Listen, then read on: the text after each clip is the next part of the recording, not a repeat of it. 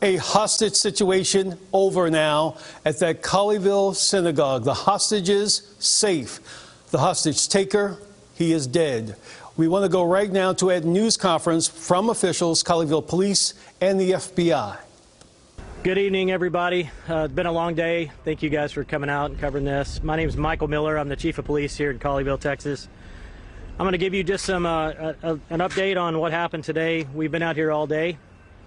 This morning at about 10:41, we received a 911 call regarding a disturbance at the 6100 block of Pleasant Run, which is Congregation Beth Israel. It's our local Jewish synagogue.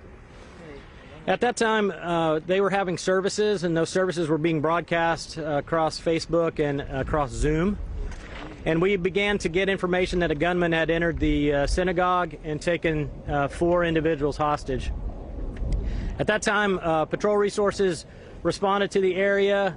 We called out our SWAT team, our North Tarrant Regional SWAT team, who responded. We set up a perimeter, and we began to evacuate the houses that were in the local area. We really appreciate all of the people who were inconvenienced by us asking them to stay away from the area, but it was important for their safety. At some point in time, immediately after that, we received some backup support from North Richland Hills SWAT team. I immediately, once we heard there was a hostage situation, I called the FBI.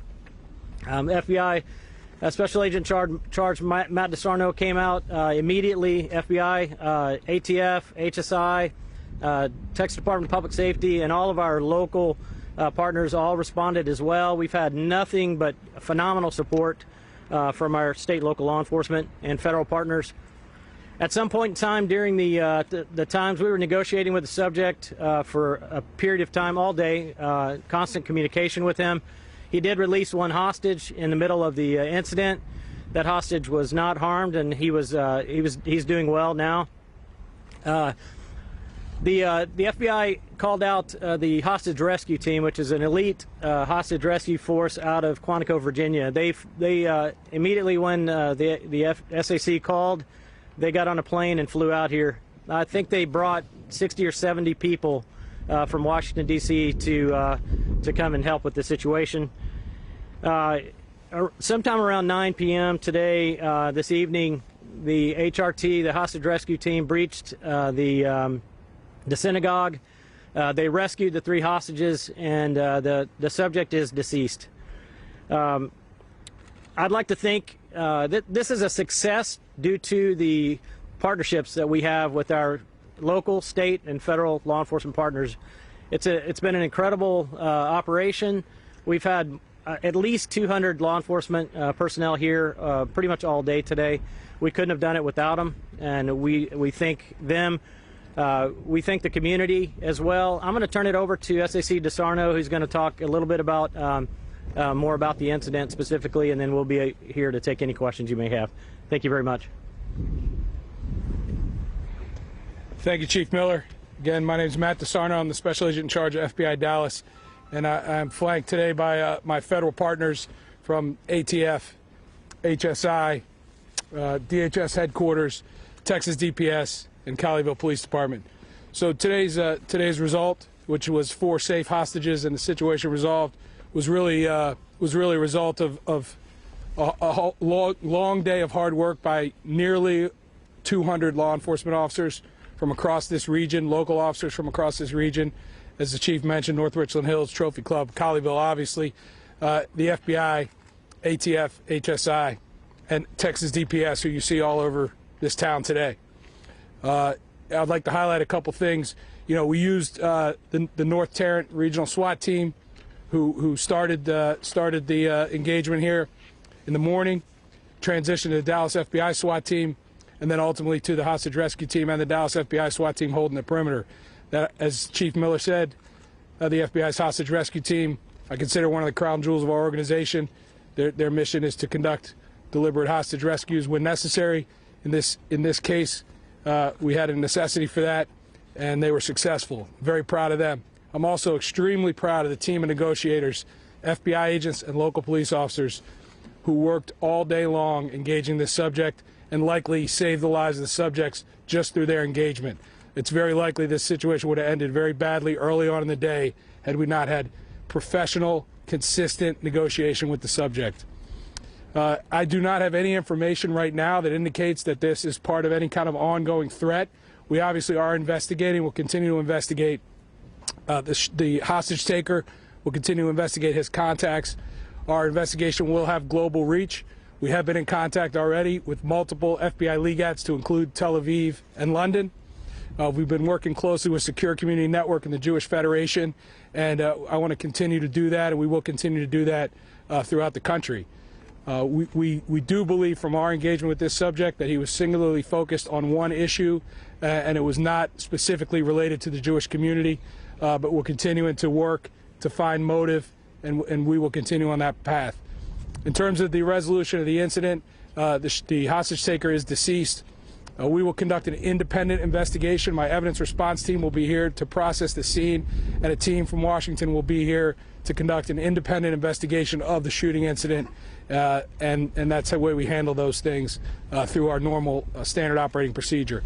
I will warn you before we take questions that you may be frustrated at my inability to answer a whole lot of questions right now because of the ongoing investigation and the shooting incident that occurred. And I specifically will not answer specific questions about the subject. There's a lot of information out there already about the subject, and we really don't want to jeopardize any potential investigation or any investigative leads into his motives or his potential associates. So we will take questions at this time, if anybody has any. Have you identified the suspect? Can you talk about why they decided to go in what they did? Was it just see an opportunity, or was he about to act, do you think?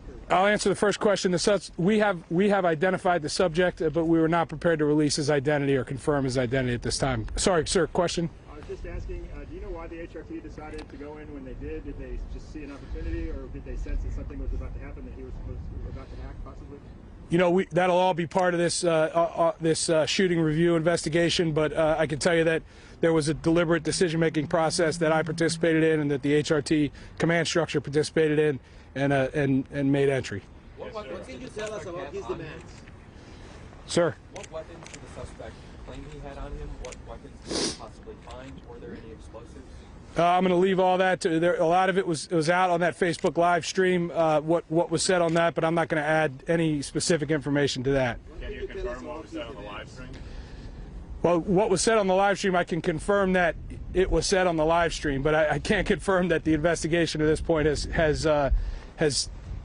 given it validity at this point. Can you give us some insight? You talk about the work that the negotiators did throughout the course of the day. Can you kind of paint a picture of what that was like? Was it constant communication throughout the entire day, or were there ups and downs? So the negotiation team had a high frequency and duration of contact with him. There were times when it stopped for periods of time, and like many hostage situations, the relationship between the negotiators and the hostage taker kind of ebbed and flowed a little bit, and sometimes got intense. But these negotiators, I'm telling you, I am so proud of them. Unbelievable work, really incredible work for 10 hours. Unbelievable. Yes, absolutely. The 4 people who were rescued are not in need of medical attention, are with FBI agents right now, will be reunited with their family, unharmed. He did not harm them in any way. Other than what you heard on the live stream, I'm not ready to add any more about the demands. That they were specifically focused on one issue that was not specifically threatening to the Jewish community. That was not the specific demand. Where the hostages are now? No, I can't talk about that. Sorry. I'm not prepared to talk about that. One more question. That's all part of our ongoing investigation, and that will come out as we move through the investigation. Thanks. Thank you, sir. Sarno there, FBI Special Agent in Charge, providing an overview of what happened here with, in fact, those 4 individuals free, incident-free. We are told their families are now going to be meeting with them because no one was injured there. As you heard, obviously, that gunman is dead.